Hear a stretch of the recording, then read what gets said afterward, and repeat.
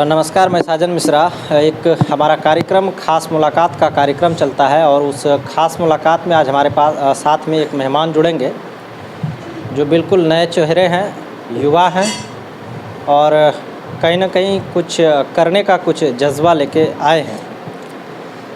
विरासती राजनीतिक है, कहीं न कहीं पीछे एक राजनीति छुपा हुआ है और उसी राजनीतिक घराने से ये संबंध भी रखते हैं। कौन है? एक चर्चित नाम, एक चर्चित चेहरा और एक बार बार एक नाम जो है सो कहीं ना कहीं अब गोड्डा के राजनीति में आ रहा है। नाम है रजनीश। रजनीश कौन है और क्या है रजनीश, ये हम डायरेक्ट रजनीश से ही जानेंगे। तो हमारे साथ में रजनीश हैं। सबसे पहले तो फ्रीडम मीडिया में आपका स्वागत है रजनीश जी। आपका भी बहुत बहुत धन्यवाद साजन जी। आप कौन हैं?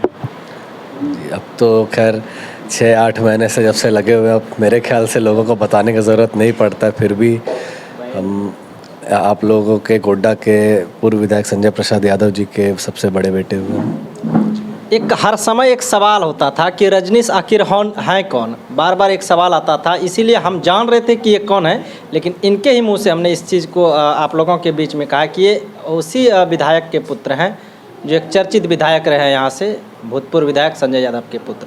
आज हम आपसे कुछ व्यक्तिगत सवाल करेंगे, राजनीति से बिल्कुल हट के सवाल करेंगे।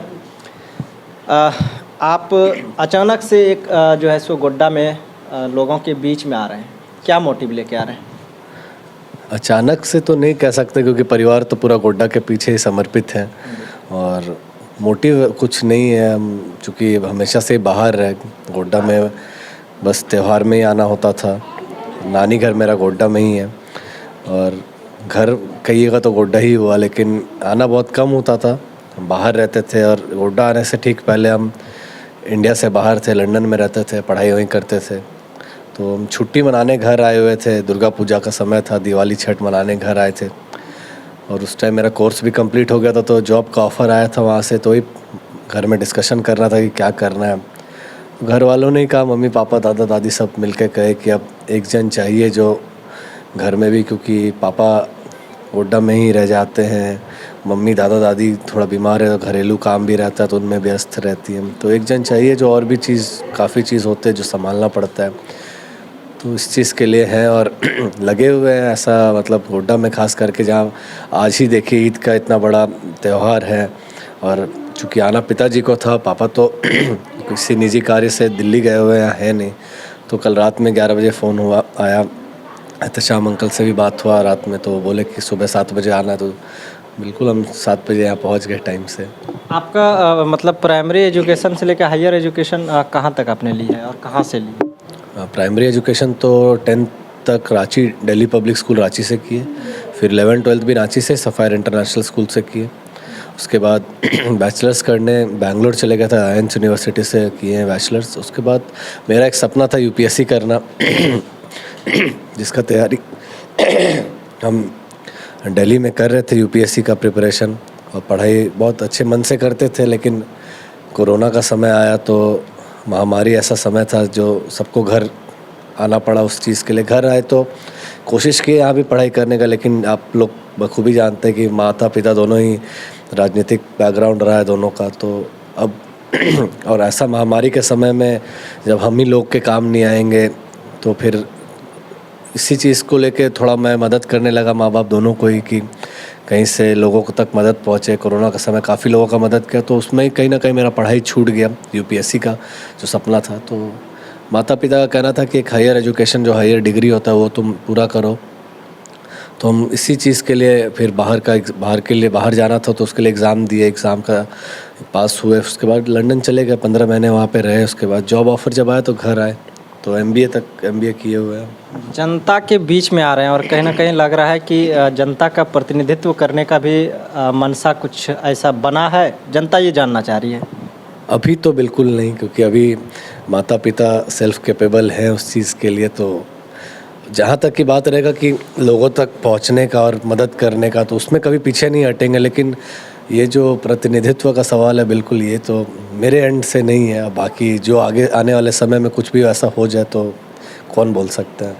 एक युवा चेहरा है, क्या संदेश देना चाहेंगे? संदेश तो यही देंगे कि आज के समय में युवा ही हैं जो घर को संभालते हैं, और क्या इसमें ख़ास बोलना, आप सब आज के डेट में सब पढ़े लिखे लोग हैं और पढ़ाई लिखाई ही सबसे मेन चीज़ है। जब तक एजुकेशन, चूँकि देखिए पुराने समय में पढ़ाई को उतना बढ़ावा नहीं दिया जाता था, आप लोग भी जानते हैं, जिस कारण से बहुत लोग पीछे छूट गए। आज के समय में एक एग्ज़ाम्पल हम लोग भी एक तरह से हो गए हैं कि मतलब इतना माँ बाप हमेशा से राजनीति में रहे। हमारे 4 भाई बहन हैं, 3 भाई बहन, कभी आज तक उनको मतलब ये ठीक से पता भी नहीं होगा कि पापा किस पद पे रहे हैं, पापा मम्मी किस पद पे रही हैं गोड्डा में, क्योंकि राजनीति से काफ़ी दूर हमें भी रखा गया था। लेकिन मेरा एक दिलचस्पी था कि लोगों की मदद करें, तो बस उसी भी। रजनीश राजनीति में आ सकता है? अभी फ़िलहाल तो नहीं फ़िलहाल तो नहीं। अच्छा, गोड्डा से लंदन तक का आपने सफ़र किया, क्या कमी लगता है कि गोड्डा में बदलना चाहिए, ऐसा क्या लगता है आपको? बदलाव तो समय के हिसाब से, जिस हिसाब से हमारे पिताजी के कार्यकाल में जो बदलाव हुआ, उसके बाद से तो सब चीज़ ठप पड़ गया है गोड्डा में।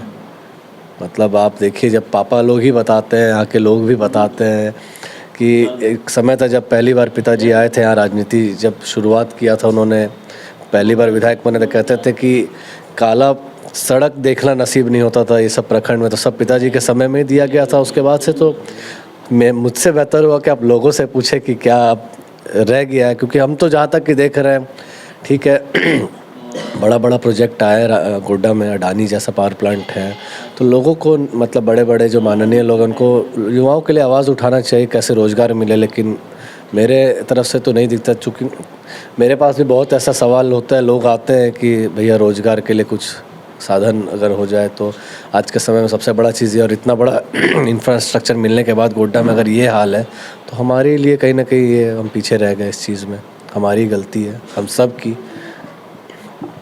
तो एक चेहरा जो बार बार रजनीश नाम करके आ रहा था सबके बीच में, वो ये रजनीश है, और ये वही रजनीश है संजय यादव के पुत्र जो यहाँ से विधायक रहे हैं। ऐसे में ये जो सोच लेके यहाँ पर आए हैं, और क्या कुछ आप लोगों का प्रतिक्रिया होगा ये ज़रूर बताएंगे। बाकी रजनीश का राजनीति से अभी कोई लेना देना नहीं है, बाकी आप लोग जनता अगर इनको प्यार देंगे तो ये पीछे नहीं हटेंगे, कहीं ना कहीं ये बात से भी जाहिर हुआ है।